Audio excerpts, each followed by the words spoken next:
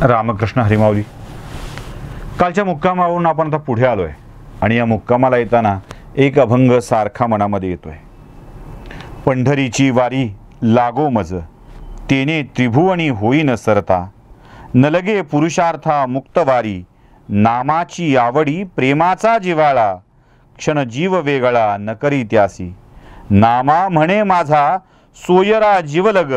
सदा पांडुरंग तया जवळी. नामा म्हणे माझा सोयरा जीवलग. हा जीवलग सोयरा माझा पांडुरंग आहे असं नामदेव महाराज म्हणतात.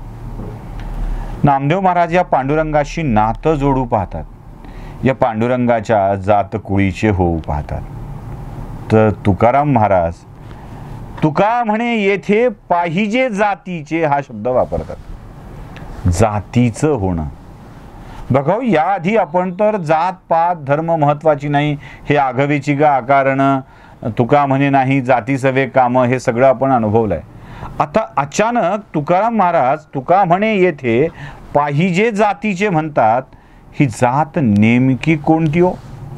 ही जातकुळी तरी नेमकी कोणती याचा विचार आपल्याला करायला पाहिजे. याच्या आधी आपण तुकाराम महाराजांच्या वचनातून, संतांच्या वचनातून जात महत्वाची नाही हे आपण ऐकत आलो आहोत. पण आता अचानक तुका म्हणे येथे पाहिजे जातीचे हे सांगताना ही जात कुठली तुकारामांना अपेक्षित आहे हे आपल्याला बघावं लागेल, ते आपल्याला समजून घ्यावं लागेल.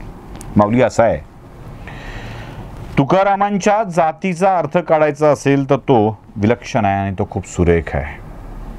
काय? निवडी वेगळे क्षीर आणि पाणी, राजहंस दोन्ही वेगाळली. निवडी वेगळे क्षीर आणि पाणी, राजहंस दोन्ही वेगाळली. हा शब्द खूप महत्वाचा आहे. क्षीर आणि पाणी, दुधामध्ये मिसळलेलं पाणी वेगळं करण्याची शक्ती राजहंस पक्षामध्ये असते असं म्हणतात. एखाद्या कावळ्यासमोर दूध आणि पाणी ठेवलं तर ते वेगळं करणार नाही, पण राजहंस पक्षी मात्र दूध आणि पाणी वेगळं करतो. त्याच्यामध्ये ती शक्ती असते. या सगळ्यातून दूध वेगळं करायचं असेल ना तर ती शक्ती असणं आवश्यक असतं. राजहंसाच्या जातकुळीचं असणं आवश्यक असतं. म्हणून तुकाराम महाराज म्हणतात येथे जात महत्वाची आहे, आवश्यक आहे. या जातीचं असणं हीच पात्रता आहे हो. आता आपण जातीचं असणं ही पात्रता म्हटल्यावर अनेक जण आपण इकडं तिकडं जातो. ही जात कर्मानं ठरत नाही, ही जात वंशानं ठरत नाही, ही जात जन्मानं ठरत नाही, ही जात धर्मांतर करून मिळवता येत नाही, जात्यांतर करून मिळवता येत नाही. ही जात वृत्तीनं ठरलेली असते, ही जात स्वभावानं ठरलेली असते, ही जात तुमच्या कामानं ठरलेली असते आणि तशीच जात आपल्याला मिळवायची असते. निवडी वेगळे क्षीर आणि पाणी, राजहंस दोन्ही वेगाळली. ही जात आपण मिळवू शकतो का ते देखील तपासलं पाहिजे. आणि अशी जात त्याच्याकडं असते तोच व्यक्ती विठ्ठलाच्या जवळ जाऊ शकतो. एकदा का निवड चुकली की सगळं चुकलं हे लक्षात घ्या. भक्तीच्या अमृत क्षेत्रात देखील असंच आहे. परमेश्वराच्या कृपा प्रसादाला पात्र व्हायचं असेल तर राजहंसाची जातकुळी मिळवणं आवश्यक आहे. आणि एकदा ही राजहंसाची जातकुळी मिळाली की मग आम्ही योग्य अयोग्याची पारख करायला लागतो. शाहीर राम जोशींची लावणी आठवते का? थेट मी अभंगावरून लावणीवर आलोय. फार महत्वाची लावणी आहे ती. काय? हटा तटाने पटा रंगवून जटा धरी शिका शिरी, मठाची उठा ठेव का तरी. हटा तटाने पटा रंगवून जटा धरी शिका शिरी, मठाची उठा ठेव का तरी. जटा वाढवल्या, हटयोग केला, सगळी अवडंबरं केली, सगळी अवडंबरं. कपाळाला छातीला भस्म लावलं, भस्मोद्दोलन करून आपण निघालो. मनात भावच नाही आहे. रंगरंगोटी सगळी केली हो, सगळी केली आहे. हटयोगाचा दाखवलाय, जटा वाढवल्यात, गुहेत राहतोय, काय काय करतोय. पण भक्ती मार्गात जाता येतं का? अजिबात नाही. कारण मनात भक्तीची वृत्ती नसेल तर काहीच करता येत नाही, काहीच करता येत नाही. लावणीत सुद्धा भक्ती आहे. हा, लावणीत सुद्धा भक्ती आहे. पिंजरा पाहिलाय?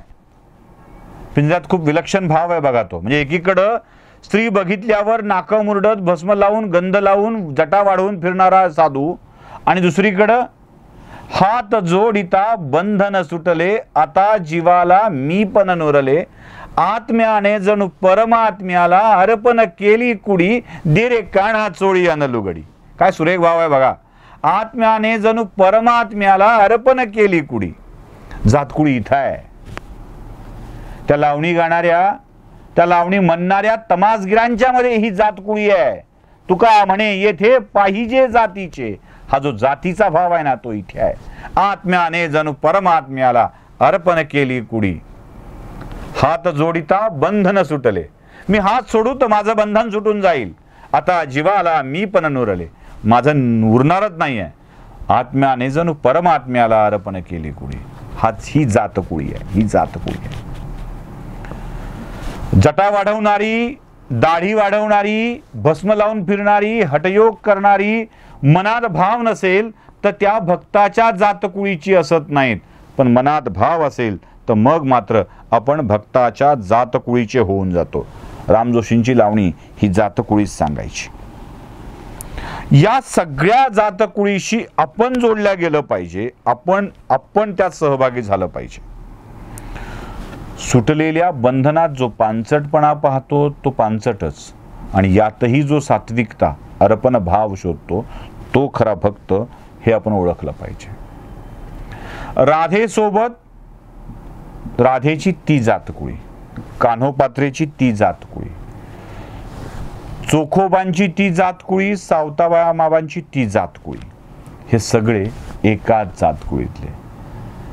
परमात्म्याला सर्वस्व अर्पण करून टाकण्याचं, त्याला आपलं सर्वस्व समजण्याचं भाव आपल्या मनामध्ये आला की ती आपली जातकुळी होऊन जाते. वृत्ती ठरवते. म्हणून म्हटलं मी, जन्मानं ठरत नाही, कशाने ठरत नाही. तुका म्हणे येथे पाहिजे जातीचे. सर्वस्व अर्पण हो, त्याच्या ठाई सर्वस्व अर्पण. तू तू तू तू तूच, जे याची वाचे माझे आलाप, दिठी भोगी माझेची रूप, जे याचे मनसंकल्प माझेची वाहे, माझे या कीर्तिविन जे याचे रीते नाही श्रवण, जे या सर्वांगा भूषण माझी सेवा. का बघा, तुझ्या डोळ्यात मी असलो पाहिजे, कानात मी असलो पाहिजे, मुखात मी असलो पाहिजे. ज्याच्या मुखात, डोळ्यात, कानात, सर्वांगात मी आहे ना, तो माझा खरा भक्त. आपल्या सर्व इंद्रियात, सर्व अवयवात परमेश्वराचा वास ठेवण्याची जातकुळी असली पाहिजे. आता आपण पंढरीच्या खूप जवळ जातोय. हो, खूप जवळ जातोय. ही जातकुळी समजून घेणं आवश्यक आहे. सर्वभूती तो आहे ना, तर माझ्या सर्वस्वात तो असला पाहिजे. ही जातकुळी समजून घेणं आवश्यक आहे. एकदा का आपण त्याच्या जातीचे झालो ना, त्यालाच प्राप्त करण्याच्या जातीचे झालो ना, की मग त्याची प्राप्ती ठरलेली आहे. हो, एकदा तुम्ही त्याचे होऊन जा, त्याच्याकडे जाण्याची गरज नाही पडत. तो पळत पळत तुमच्याकडे येतो.